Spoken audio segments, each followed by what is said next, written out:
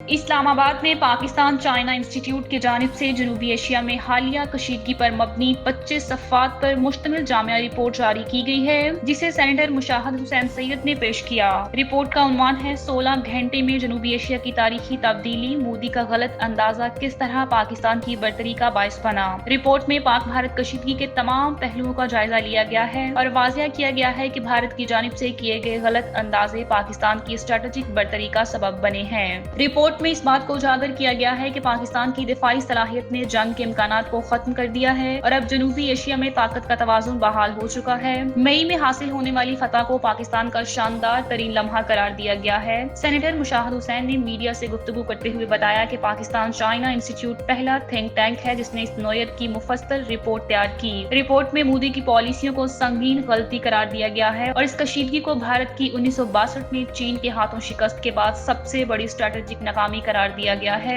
Report میں پاکستان کی مسلح افواج کی پیشہ ورانہ مہارت، خاص طور پر فیلڈ مارشل عاصم منیر اور ایئر چیف ظہیر احمد بابر کی قیادت میں بین الافواج ہم آہنگی اور مؤثر حکمت عملی کو سراہا گیا ہے۔ ساتھ ہی پاک فضائیہ کے پائلٹس کی تربیت، جذبے، الیکٹرانک وارفیئر، سائبر صلاحیتوں کی تعریف بھی کی گئی ہے۔ سینیٹر مشاہد حسین نے کہا کہ مئی 1998 پاکستان کے ایٹمی تجربات کے وقت کی طرح اس بار بھی قومی سطح پر یکجہتی اور بھرپور حکمت عملی نظر آئی ہے، جس میں دفتر خارجہ کے مؤثر سفارتکاری اور میڈیا کا سنجیدہ بیانیہ شامل تھا۔ عوام کے بلند حوصلے اور فوج کے ساتھ یکجہتی کو بھی سراہا گیا۔ رپورٹ کے سروق پر JF-17 تھنڈر اور J-10C طیاروں کی تصاویر بھی شامل ہیں۔ سینیٹر مشاہد حسین نے چین کے کردار کو بھی اجاگر کیا ہے، جبکہ صدر ٹرمپ کی جانب سے سیز فائر میں ثالثی اور مسئلہ کشمیر کو دوبارہ اجاگر کرنا بھارت کے لیے دھچکا قرار دیا گیا ہے۔ رپورٹ میں 3 نئی اسٹریٹجک حقیقتوں کو نمایاں کیا گیا ہے، جن میں پاکستان کی دفاعی طاقت کی بحالی، چین کا مسئلہ کشمیر میں فریق بن جانا اور امریکہ کا مسئلے پر دوبارہ متحرک کرنا شامل ہے۔